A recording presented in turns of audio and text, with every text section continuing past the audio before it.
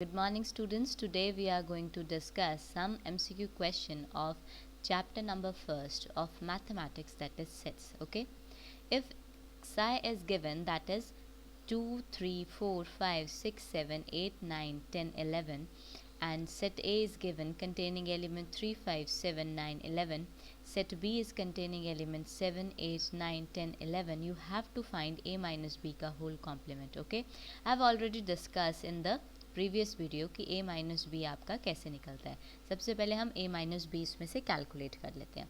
देखिए a minus B क्या होगा, जो सेट a में आपके सारे के सारे एलिमेंट होंगे और जो सेट b में होंगे, तो जो सेट a और b में कॉमन एलिमेंट होंगे उनको आप सेट a में से निकाल देंगे, जो सेट b के कॉमन एलिमेंट होंगे, और जो बच जाएंगे एलिमेंट वो आपके a माइनस बी एलिमेंट में आएंगे। ओके, इस सेट में वो एलिमेंट आएंगे। तो देखिए इन दोनों में कॉमन क्या है। सबसे पहले अगर हम ध्यान से देखें, 3 a में प्रेजेंट है, 3 b में प्रेजेंट नहीं है। 5 a में प्रेजेंट है, 5 b में प्रेजेंट नहीं है। एलिमेंट 7 जो है आपका a में भी प्रेजेंट है, b में भी प्रेजेंट है। नेक्स्ट 9 जो है आपका a में भी प्रेजेंट है, b में भी प्रेजेंट है। 11 आपका a में भी प्रेजेंट है, b में भी प्रेजेंट है। तो जो एलिमेंट आपके कॉमन है दोनों में से, वो एलिमेंट आप बी वाले एलिमेंट जो ए में कॉमन है उनको आप ए में से क्या करेंगे, निकाल देंगे, यानी सब्ट्रैक्ट कर देंगे। तो ए में क्या एलिमेंट बच गया आपके पास, 3, 5। ओके, तो ये बात आपने ध्यान रखनी है, इंपॉर्टेंट थिंग, कि बच्चे क्या करते हैं, I have already discuss in the previous video, कि वो 8 और 9 भी लिख देते हैं, बट वो 8 और 10 भी लिख देते हैं, वो रॉन्ग हो जाएगा। सिर्फ आपने वो एलिमेंट लिखने हैं जो सिर्फ और सिर्फ ए में बच जाते हैं, क्योंकि हम ए में से बी को सब्ट्रैक्ट कर रहे हैं। तो ये ध्यान रखिएगा कि जो ए, अगर हम बी में से ए को सब्ट्रैक्ट करते तो हम वो एलिमेंट लिखते जो आपके बी में बच जाते हैं। ओके, तो यहाँ पर हम ए में से बी को सब्ट्रैक्ट कर रहे हैं, तो जो ए में आपके एलिमेंट बच गए हैं वो हमने लिख दिए हैं। तो ये आपका a माइनस बी हो गया। ठीक है, अब we have to find, question में जो गिवन है that is a minus B का होल कॉम्प्लीमेंट निकालना है आपने।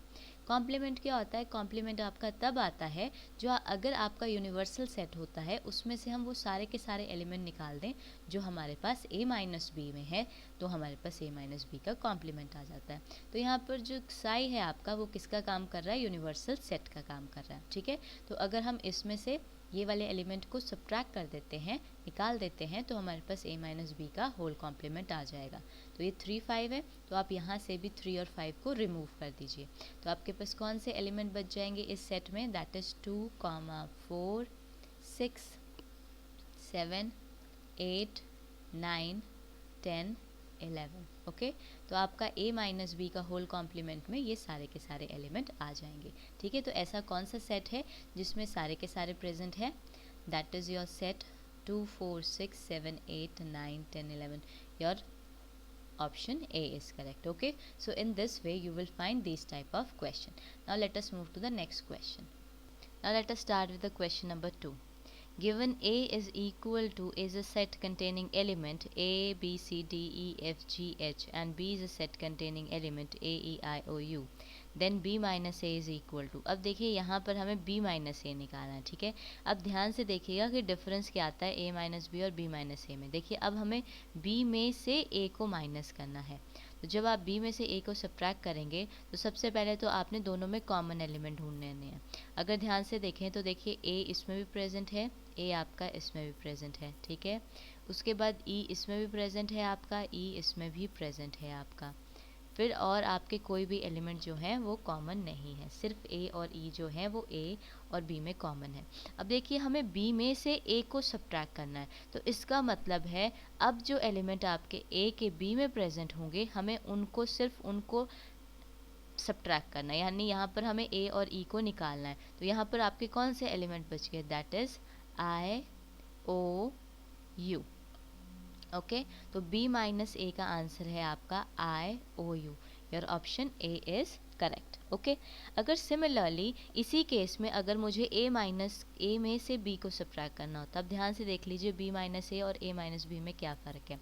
तो देखिए a में आपके कौन कौन से एलिमेंट थे, अब a में से b को हटाना है, तो इसका मतलब जो कॉमन एलिमेंट थे वो a और e थे, यानी इसमें से हम इसको सब्ट्रैक्ट कर देंगे, तो जो a के बचे हुए एलिमेंट हैं वो इसमें लिखे जाते हैं।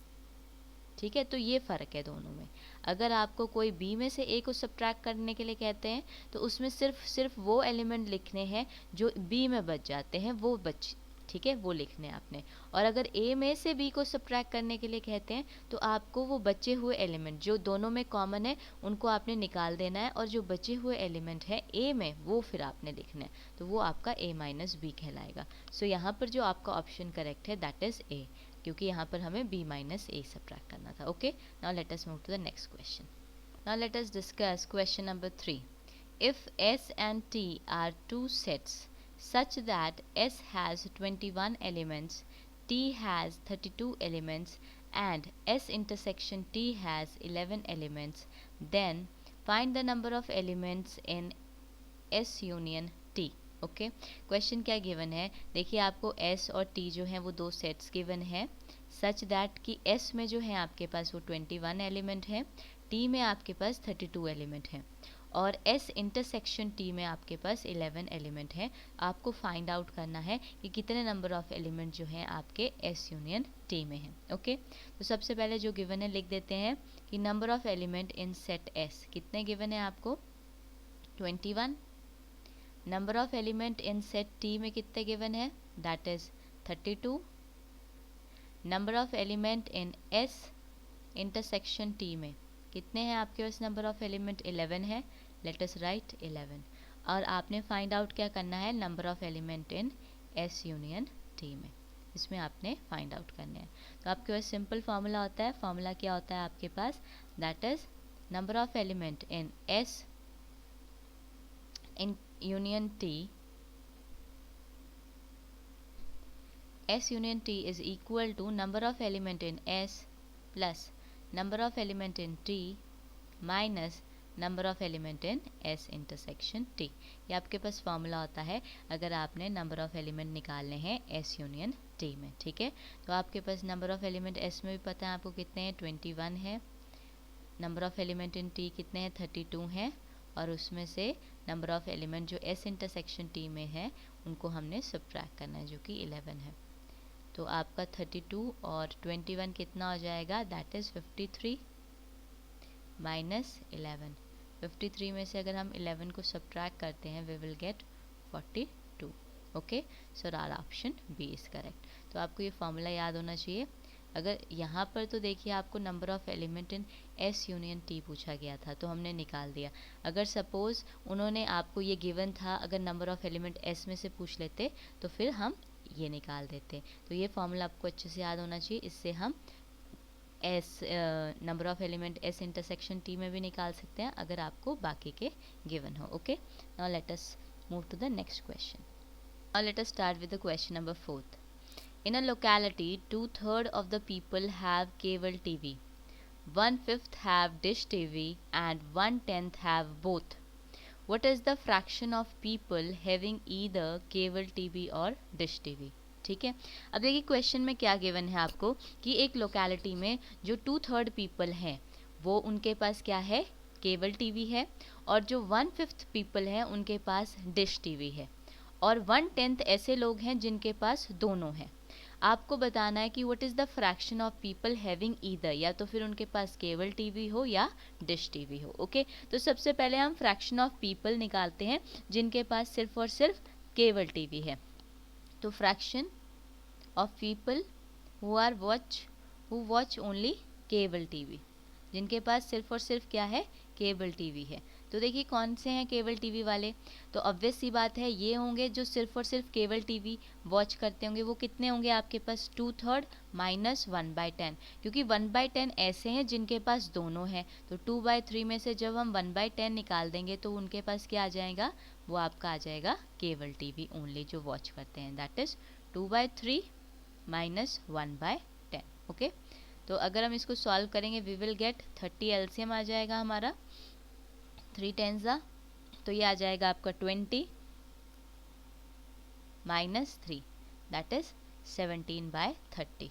ओके, तो ऐसे fraction of people who watch cable only they are 17/30। Okay, और जो सिर्फ और सिर्फ फ्रैक्शन ऑफ पीपल जो सिर्फ और सिर्फ डिश टीवी वॉच करते हैं, ऐसे कितने लोग हैं आपके, वो हैं आपके 1/5 में से अगर हम 1/5 में से माइनस करते हैं 1/10 को, ठीक है, तो 1/5 माइनस 1/10, ओके।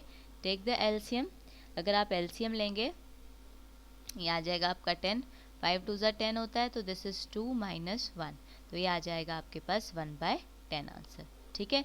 तो ये आपके पास fraction of people who watch dish TV जो आपके वॉच करते हैं वो 1/10 है। तो आपने कैलकुलेट करना है fraction of people who watch either cable और डिश टीवी, ठीक है। तो आपने निकालने हैं जो या तो फिर cable TV, either cable TV और डिश टीवी, तो आपका क्या निकल जाएगा?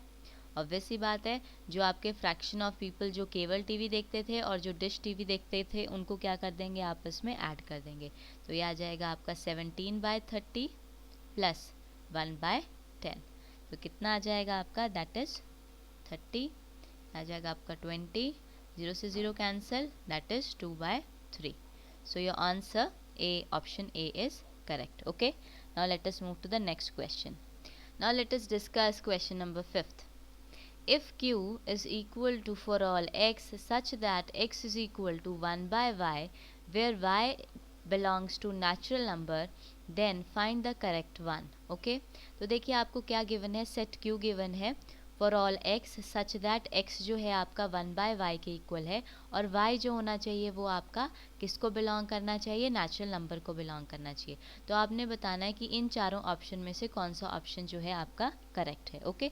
Now let us start with the first. देखिए फर्स्ट ऑप्शन आपको क्या गिवन है, 0 belongs to your set q, ठीक है। तो अब देखिए x इक्वल टू आपको 1/y दे रखा है, तो अगर हम इसको क्रॉस मल्टीप्लाई कर दें तो ये आ जाएगा y is equal to 1/x। ऐसा इसीलिए किया क्योंकि हमें ये पता है कि जो हमारा y आना चाहिए, जो यानी इसको सॉल्व करके आएगा वो आपका क्या आएगा, नेचुरल नंबर आएगा, क्योंकि x जो है इसका एलिमेंट है। तो लेटस जो x है आपको सपोज वो 0 दे रखा है, तो 0 वैल्यू डालते हैं, तो 1/0 क्या हो जाएगा आपका, x की जगह 0 डालेंगे, तो क्या 1/0 आपका y को बिलोंग करता है, तो 1/0 आपका y के इक्वल नहीं होता, it does not belong to y। So जो 0 है वो आपका q को बिलोंग नहीं करता है, सो आपका ऑप्शन फर्स्ट जो है वो इनकरेक्ट है, okay. Now let us move to the next part. Next part में क्या है आपका 1 बिलोंग्स टू q। अब यहीं से कर देते हैं y is equal to 1/x, तो x की वैल्यू है आपकी 1, पुट कर देते हैं, तो देखिए 1/1 आ गया, तो y की वैल्यू आपकी 1 के इक्वल आ गई। यस, y आपका 1 के इक्वल हो सकता है क्योंकि 1 जो है आपका नेचुरल नंबर है, तो इसका मतलब है 1 जो है आपका q को बिलोंग करता है। सो ये option B is correct, okay. Similarly आप b और c को भी चेक कर देते हैं, ठीक है। अगर y की वैल्यू देखिए 1/x है और x की वैल्यू आपके पास कितनी है, 2 है, तो ये हो जाएगी 1/2। तो देखिए y की वैल्यू 1/2 के इक्वल आ रही है, तो y क्या आपका 1/2 के इक्वल हो सकता है, नहीं हो सकता। क्यों? क्योंकि 1/2 जो है वो आपका नेचुरल नंबर नहीं है, तो ये 1/2 जो होगा वो आपके नेचुरल नंबर को बिलोंग नहीं करेगा, तो इसका मतलब ये है कि 2 भी आपका q को बिलोंग नहीं करेगा, तो आपका ऑप्शन सी भी रॉन्ग है। वैसे ही सिमिलरली आप चेक कर सकते हैं लास्ट ऑप्शन के लिए, y is equal to 1/x है, x की जगह अगर आप 2/3 डालेंगे तो ये आपका 3/2 के इक्वल आ जाएगा, तो ये दोबारा आपका फ्रैक्शन में आ गया। देखिए 3/2 नेचुरल नंबर को बिलोंग नहीं करता है, सो देयरफॉर आपका 2/3 भी q को बिलोंग नहीं करेगा, सो ये option D is also incorrect, okay. So in this way you can find these type of question. Now let us move to the next question.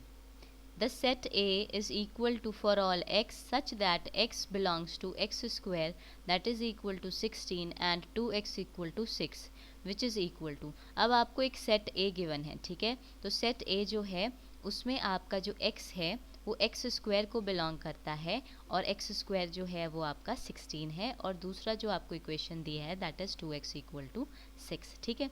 तो वहाँ पर आपका x की वैल्यू क्या होगी, देखिए एक्स स्क्वायर जो है एक इक्वेशन में आपको 16 के इक्वल दे रखा है और जो दूसरा इक्वेशन है उसमें 2x इक्वल टू 6 के इक्वल दे रखा है।